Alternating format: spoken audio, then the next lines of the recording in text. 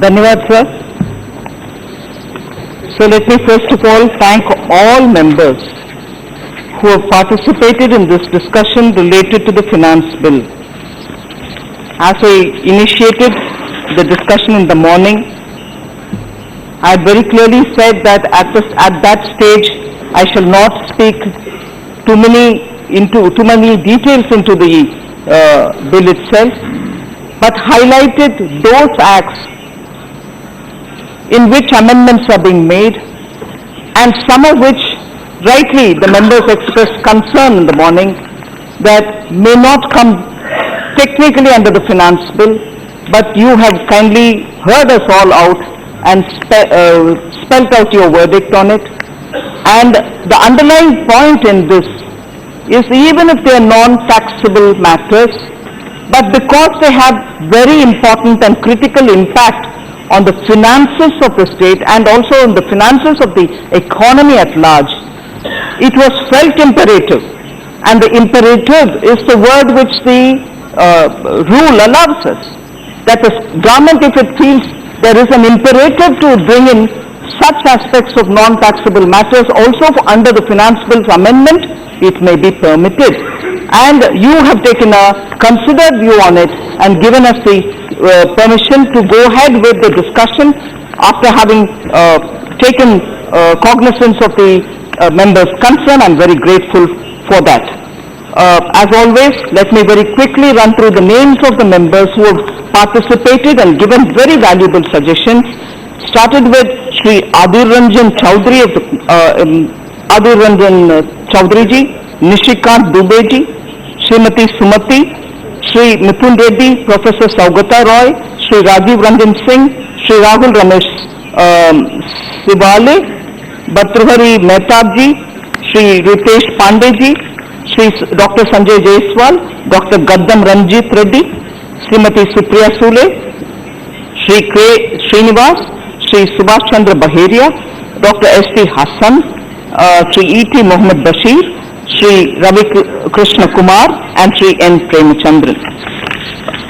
So there are several issues which have been raised, all of which I can respond item by item by member, but holistically I would want to first of all draw the picture of what this finance bill aims at.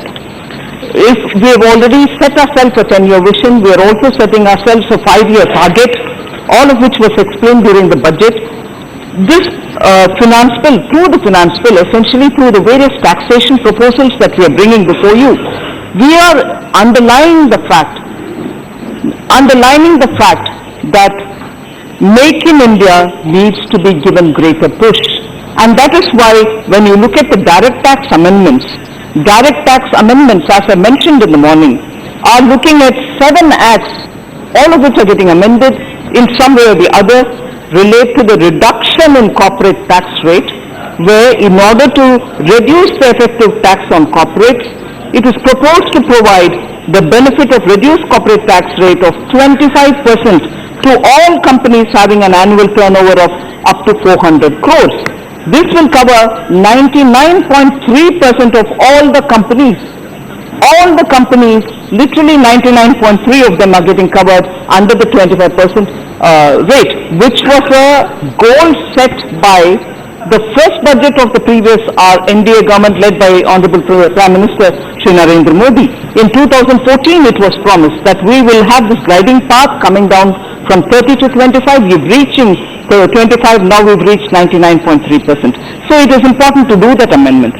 The next is that incentives were being provided for purchase of electrical vehicles, and therefore it is an important step towards concern that we express on environment consciousness. And therefore, in order to incentivize purchase of electric vehicle by an individual, it is proposed to provide deduction of an amount of up to 1,50,000 for interest which are being paid on loans taken for the purchase of electrical vehicles. The loan is required to be taken on or before 31st March 2023. Now, further, many other acts of direct taxes will have to be changed only because several incentives for startups have been announced. Now, if I could just go through one or two of them without taking much time on this one item itself, is the condition for carry forward and set off of losses in cases of eligible startups is proposed to be relaxed, enabling them to carry forward their losses. Obviously, startups cannot be making profit even in the first or the second year. So we have been considerate because this is one demand which has come from startups. That is one of the things we are amending. Similarly, a provision is also being allowed for exemption of capital gains from sale of residential property, because many of the startups do sell their own properties which they own and invest in the business to start with. And for them, we need to give that concession. So on investment of net consideration in equity shares of eligible startups proposed to be extended by 2 years. The condition of minimum holding of 50% share capital is proposed to be relaxed to 25%. The restriction on transfer of computer or computer software is also proposed to be relaxed from the current 5 to 3 years. So like that, if I can go on adding for each category, the essence of the taxation proposals which are in the finance bill are, one, to promote greater ease of doing business, encouraging making in India, encouraging young entrepreneurs who want to do something, investing their own seed capital first. And that is the drive which Make in India requires now, because there's a lot of enthusiasm among people to want to move from a salary-paying job to creating jobs for others. Now, boost for affordable housing is something which I would like to underline, sir. Amendment again because of the incentives we want to give. In order to incentivize purchase of affordable houses, it is proposed to provide a deduction of up to 1.5 lakh for interest paid on loan taken for the purchase of an affordable house. This shall be in addition to the existing interest deduction of 2 lakhs. Again, for the increase of supply of affordable houses, it is proposed to relax the condition of 100% profit-linked deduction to affordable housing projects also, so that by increasing the limit of carpet area from 30 square meters to 60 square meters in metropolitan regions and from 60 square meters to 90 square meters in non-metropolitan regions. It is also proposed to align the limit on cost of the affordable house to 45 lakhs with GST acts also. So when I'm talking of direct taxes, I'm talking from the point of view of income-related taxes. This will have a bearing even on the GST tax amendments which I'll list out when I'm talking about indirect taxes. Now, one of the major steps, sir, India, we wish, becomes a very big international financial hub with a view to further incentivizing the IFSC, International Financial Services Center. It is proposed to provide several direct tax incentives to an IFC, including 100% profit-linked deduction under the Section 80 LA in any 10-year block within a 15-year period, exemption from dividend distribution tax, about which most members do express concern every now and then, from current and accumulated income to companies and mutual funds, exemptions on capital gain to Category 3 AIFs, and interest payment on loan taken from non-residents. So this is an important thing which we want to make sure that India becomes eventually one of the biggest international financial services center.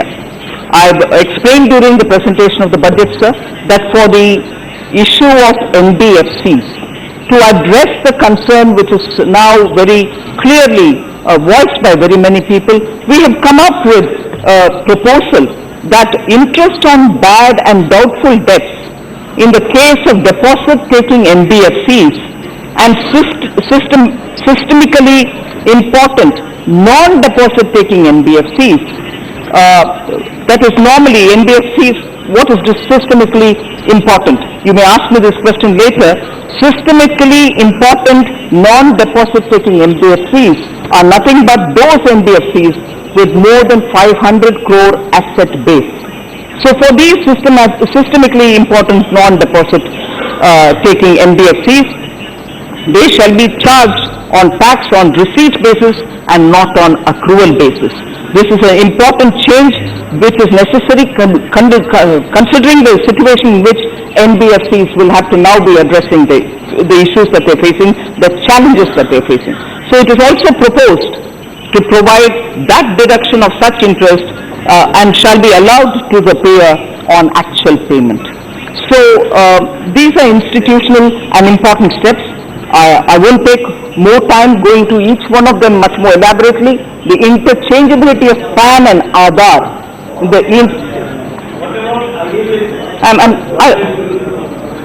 I'm just coming one by one. I'm not citing per company or per issue, but NBFCs is being covered here. For addressing the NBFC's issue majorly and in a wider context, I put it here, I'm not citing individual instances of companies or any which have faced crisis, for which the government's response is even otherwise available. The interchangeability of PAN and Aadhaar also requires certain kind of amendments, as much as pre-filling of returns. So then, again, many members have spoken about it. I'll address the issue. But one other thing which requires amendment is the issue of TDS on cash withdrawals, big cash withdrawals from bank. For withdrawals by a person, by an individual, in excess of 1 crore in a year from the bank account will be subject to 2% TDS. Here, even as I say, where it is required for some kind of amendments to take place because of this, I want to assure the members that if there are people who are tax-paying citizens who are withdrawn like this TDS will be adjusted with the total tax dues. So it's not over and above what is expected to pay as tax, but it is going to be reconciled with the total tax claim which can be laid on this individual. So it's not something running parallel to it. So if an individual has paid tax or is paying as an assessee, this 2% will also get reconciled to that. But if he is not one, obviously he'll have to pay the TDS. So then the deduction on tax by individuals or HUF. In this case, again, there's also this issue of FPIs, where you're trying to include tax deduction from HUFs and TDS. It has an impact on those FPIs who are registered as trusts. There's an option for FPIs to register as companies. But if as companies they're registered, they don't have the problem of this new tax that we're talking about. But when you're registered as a trust is treated as a taxable entity, and therefore as an individual entity, he comes under the taxation. So many of our officials have also been talking that such FPIs who have registered themselves as trusts may consider the option of wanting to move to be registered as companies. That is something which I like to highlight. Similarly, there are facilities which are being extended for low-cost electronic payments, because digitization and less cash usage is a priority for this government. Every attempt is being made for people to use some form of electronic payment, be it a card, be it a QR code, be it BHIM app, and in that process, it is not as if we are rejecting people from withdrawing their own cash deposited in a bank, but it is more to encourage those who can use the digital and electronic payment. And there, obviously, the amendment will affect the Payment and Settlement Systems Act, so that is also being listed under the direct taxation. So the other amendments are into the Black Money Act, the PMLA. On that, I would like to assure the members that the kind of amendments, in fact, I would like to mention that well before, that the number of amendments which are coming through for the PMLA Act, which is of 2002 vintage, 8 are being proposed by us. Of the 8, 6 are only explanation to the existing clause. The clause itself is not being changed. We are only coming with explanations so that in the courts, by some, pleading, those who are accused, pleading because of some kind of a confusion or a gray area or ambiguity which might exist, these explanations are being brought into the act, and therefore the amendment is not amendment of the clause itself, it is more explaining the clause. So of the 8 amendments proposed under the PMLA, 6 of them are amendments only for additional explanations to be added. In fact, in this context, sir, I'm very grateful that you've given me the opportunity to be able to read out some passages, but I won't spend too much time on that particular thing, and I'm grateful that probably I would have waited for the conclusion of my talk, but then I'm very grateful that you've given me the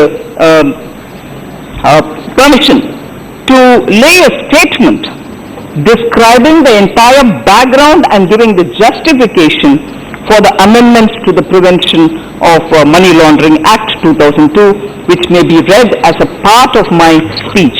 But those 8 points on which the amendment is being brought in, as I said, 6 are only explanation. 1 is deletion of a proviso which had no purpose to be there, which was not being invoked, but of course being invoked by people who intend differently, and therefore that proviso is being removed, and a new proviso which is being added is only to make sure that where a case exists in one court and the hearings are going on there, and where in a different court there could be proceedings happening, these two cannot be clubbed or brought together as one and treated as one, and therefore that is set up for a proceeding which is different, and the case otherwise is going on in a different court. We have treated them separately. To that extent, the proviso is being added. Therefore, as regards PMLA, I just want to be clear that the explanations which are going in are explanation to the existing clauses, and no new clauses are being added, except for one where we are bringing a proviso, and one proviso which is getting removed.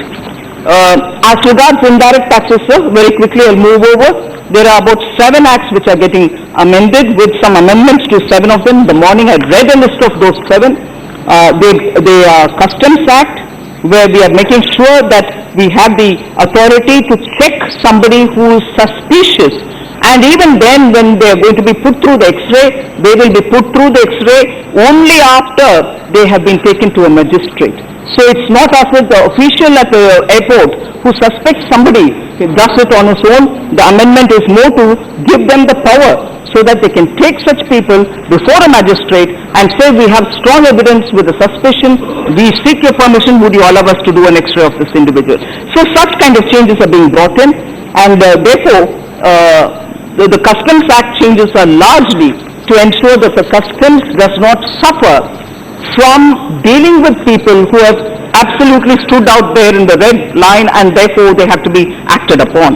The second is on the customs tariffs, that's also being amended, because specific tariff lines for specific products will have to be brought in. Then there is, of course, the GST. Within the GST, under the GST head, there are 5 different amendments, all of which are GST Council cleared, meaning GST Council has approved it, and it is only that which is coming in. And I understand some of the members did have a concern about why will GST Council's decision come through this route. It is only because, yes, GST Council is a constitutional body, they can take a call, but anything to do with tax collection will have to go through the Parliament, will have to go through the Finance Bill. So, those decisions which have been approved by the GST Council are becoming a part of this Finance Bill. 8 of them are being listed, 8 with specific intents. Then, sir, I am talking also about the proposal relating to GST is a tax. GST is a tax. Proposal relating to Prevention of Money Laundering Act. I've explained it, so I won't go further into that, sir. Financial markets. In the morning I did say there are 8 acts which are being amended, and listed out the names of them. Some are very, very simple changes, but the one which has probably attracted the attention of some of the members, about which they spoke, is the amendment to the Reserve Bank of India Act. I just want to underline as to what is being done on the Reserve Bank of India Act. The proposed amendment to the RBI Act is to strengthen RBI's regulatory powers. Powers over regulation for, on, and regulating the NBFCs. And therefore, the amendments have become necessary. Given the developments which all of us have observed in the last few months, particularly on the NBFCs. What are those powers? I'll take a minute to explain. Empowering the RBI to supersede the board of an NBFC, or to remove its directors, or to amalgamate, or to reconstruct, or to split an NBFC in public interest or for financial stability, or to remove and debar auditors, direct the inspection and audit of any group company of an NBFC. Also, to raise the net owned fund requirement of an NBFC, and also then to impose higher penalties in case of legal contraventions. These are the specific amendments to the RBI Act, all of which come because we want the RBI to take over regulating NBFCs. So the amendment to the RBI Act is with the specific intent of making the RBI a complete empowered regulator. The National Housing Bank is also something which we are making sure is better regulated. So there is returning the regulation authority again back to the RBI. Then the Banking Companies Act, amendment to the Insurance Act. The Insurance Act is important because I heard in the morning some members speak about it. I'll just let you know what is that particular amendment that we are doing. It is proposed to reduce from 5,000 rupees to 1,000 crore rupees, 5,000 crore of rupees to 1,000 crore, the net owned funds requirement for opening of branches of foreign reinsurers, for branches to be opened in the IFSC. There are amendments again to the general insurance which we are bringing in. And lastly, about the Central Road and Infrastructure Fund Act. Sir, in the morning itself I did explain that this is again something only to bring clarity. None of the features of the Central Road and Infrastructure Fund is being changed. States will receive the monies as always. The clarity was required because there was always this narrative going around, is the center now cutting down or is the states not empowered? So there's nothing new there. It is only a matter of bringing greater clarity. There are particular questions which some of the members have asked. We've explained in the larger narrative. If some of them need to be explained, I'm willing to do it, but considering that I'm taking significant time, I do not wish to expand unless there is anything in particular which any member would want to say. I can take the case of Sri Ritesh Pandey, who spoke about digital payments to political parties cannot be traced. This is a matter of great interest for many of us. I'd like to explain it for a minute. Digital payments always leave a complete trail. The honorable member, I'm sure, is somewhere here. Digital payments always leave a complete trail from the destination to the source. Therefore, it is the government's policy to encourage digital payments and use less cash. Therefore, again, the statement is unfounded. Digital payments to political parties will make political donations more transparent.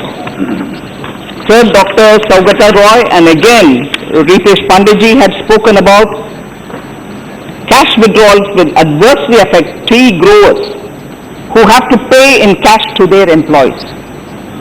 The threshold, sir, I'm answering your question, sir.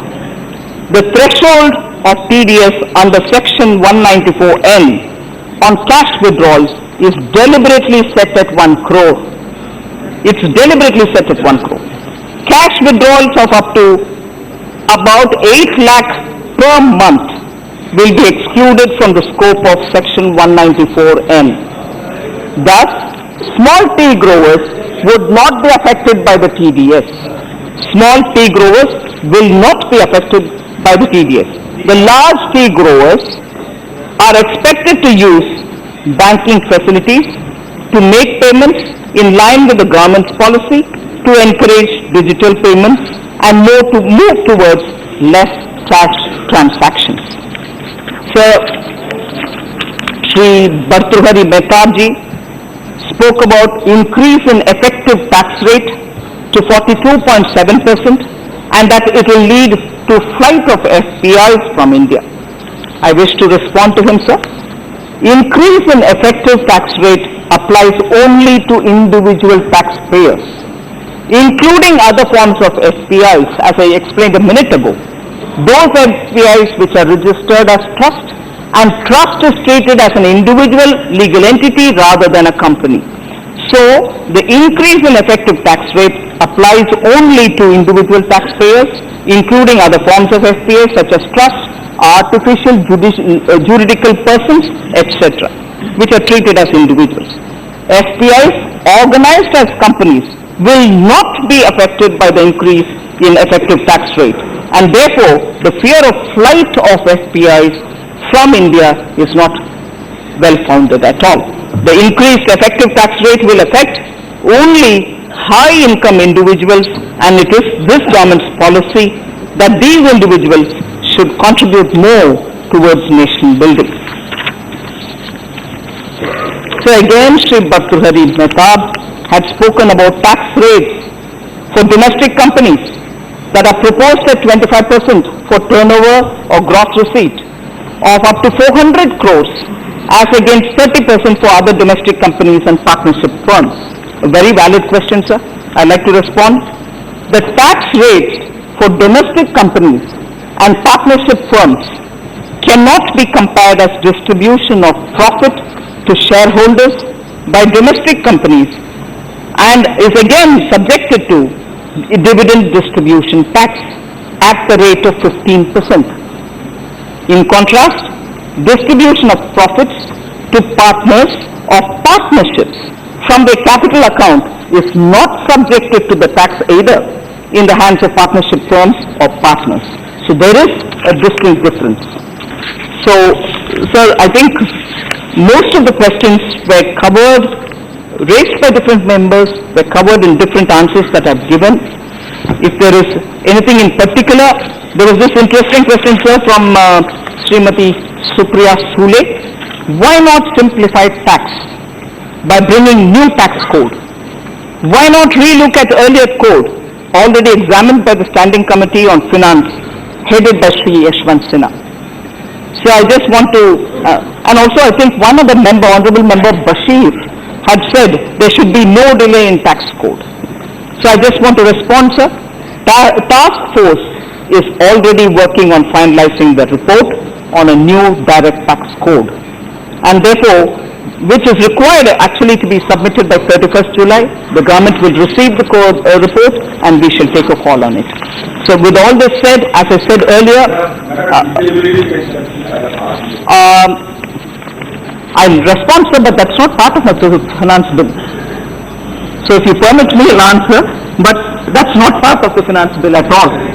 But disability pension, since the Honourable Member has raised, I would like to say the tax deduction which was there, which was removed, was done with the advice of the Armed Forces Headquarters. The Ministry of Defence or Ministry of Finance have not taken a call on their own. It was a recommendation given by the Armed Forces Headquarters. So I understand the concern of the Honourable Member.